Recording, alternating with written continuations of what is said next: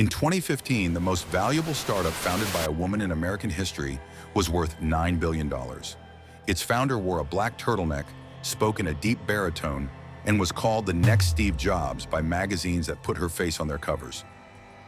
Her company promised to run over 200 medical tests from a single drop of blood. Here is what the juries eventually heard. The machine at the center of that promise could reliably run about a dozen tests, and many of the results that patients actually received came from someone else's machines entirely. Theranos never worked, not at the end, not in the middle, not really ever. The $9 billion was built on a demo that was, according to sworn testimony, rigged from the start. By the end of this video, you'll understand the machine behind the machine, the specific tricks documented in federal court, the demo app that hid failures, the secret room with the commercial analyzers, the borrowed logos of pharmaceutical giants, and the board of famous old men that substituted for evidence. This is Vanished Billions. Let's open the file. Elizabeth Holmes dropped out of Stanford in 2003 at 19 years old, with an idea that deserved to be true. What if you could run hundreds of lab tests from a finger prick instead of a needle in the arm? Cheaper, painless, everywhere. Nobody wants the needle. Everybody wants the future. She named the company Theranos, therapy plus diagnosis. And she was, by every account, extraordinary at one specific thing, making powerful people believe. The board she assembled was unlike anything in Silicon Valley. Henry Kissinger, George Shultz, 2 former secretaries of state, a former secretary of defense, senators, admirals. Almost no one with a background in laboratory medicine. And that was the tell hiding in plain sight. It was a board built to reassure, not to verify. The money followed the reassurance. The Walton family, $150 million. Rupert Murdoch, $125 million. The DeVos family, $100 million. In total, investors put in roughly $900 million. Walgreens put Theranos wellness centers inside real pharmacies, in front of real patients in Arizona and California. By 2014, a $9 billion valuation. Holmes on paper was worth $4.5 billion. The youngest self-made female billionaire ever, the magazine said. Strip away the turtleneck and look at the machinery. 4 tricks, all from the trial record. Trick 1, the rigged demo. When investors or executives visited, their blood would be drawn and inserted into the Edison Theranos' proprietary box. Former employees testified that the device was configured for demos so that when it failed, the screen didn't say so. It played a slow progress animation instead.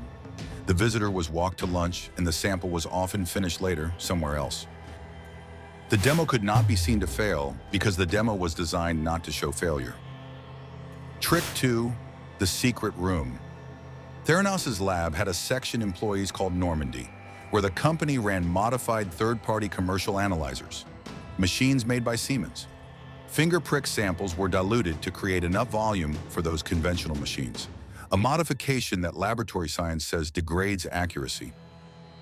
The great proprietary invention for most tests offered to the public was other people's equipment used off-label, behind a door visitors never saw.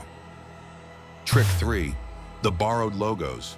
Investors received validation reports appearing to carry the logos of Pfizer and Schering-Plough, implying the pharmaceutical giants had endorsed the technology. In court, the government showed the logos had been added by Theranos itself. Pfizer had reached no such conclusion. The endorsement was a graphic design decision. Trick 4, the imaginary revenue. Investors were told the company would do roughly $140 million in revenue in 2014. The actual figure shown at trial was closer to 100,000, not a rounding difference, a 1,000-fold difference. Notice what all 4 tricks share. They were not engineering, they were staging. The product being manufactured at Theranos was belief. Belief has one enemy, someone inside who checks. Tyler Schultz was a young employee and the grandson of board member George Shultz. Erica Chung worked in the lab. Both saw the quality control failures, the deleted data points, the Normandy room. Both raised it internally. Both were pushed out, and both went further. Chung to federal regulators. Schultz, despite ferocious legal pressure and a fractured family, to a reporter. That reporter was John Carreyrou of the Wall Street Journal. In October 2015, his first story landed. Most Theranos tests weren't run on Theranos devices. The company attacked the reporting, threatened sources, and denied everything. Then the regulators walked in. In 2016, federal lab inspectors found deficiencies so severe they declared the lab an immediate jeopardy to patient health and banned Holmes from operating a lab for 2 years. Walgreens shut down every wellness center. Tens of thousands of test results were voided or corrected. Real results sent to real patients. In March 2018, the SEC charged Holmes with what it called a massive fraud, a case she settled. $500,000, her voting control surrendered, a 10-year ban from serving as an officer of a public company. The June came the criminal indictments. In September 2018, Theranos simply dissolved. So where did $900 million investor dollars go? No yachts, no penthouses. That's what makes this file unusual. The money mostly went into the fire of keeping the story alive. Years of payroll for hundreds of employees, laboratory build-outs for a test that didn't work, and lawyers. Enormous sustained legal spending, defending the company, pursuing leakers, fighting the reporting, then defending its founders. And the uncounted line on this ledger belongs to the patients, the people who made medical decisions on voided numbers. In recorded remarks played in court, Holmes had told her team, "This is what happens when you work to change things. First they think you're crazy, then they fight you, and then, all of a sudden, you change the world." By the time those words were recorded, the lab was already running other people's machines. Put this file next to the others and the shape repeats. FTX had a token that dressed up the balance sheet. Theranos had a demo that could not fail and a board that could not check. In both cases, the thing being counterfeited wasn't money.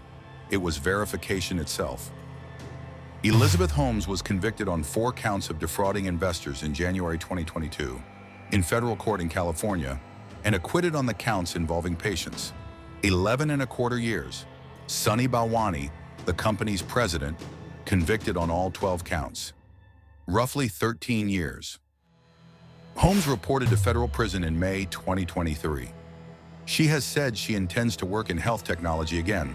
The investors' money is gone. The patient's trust went with it. The idea, by the way, was never the crime. A finger-prick future may yet be built by someone. The crime was selling it as already true. New forensic files every Tuesday and Friday. The frauds, collapses, and cons the business world would rather forget. Subscribe if you want to know where the money went.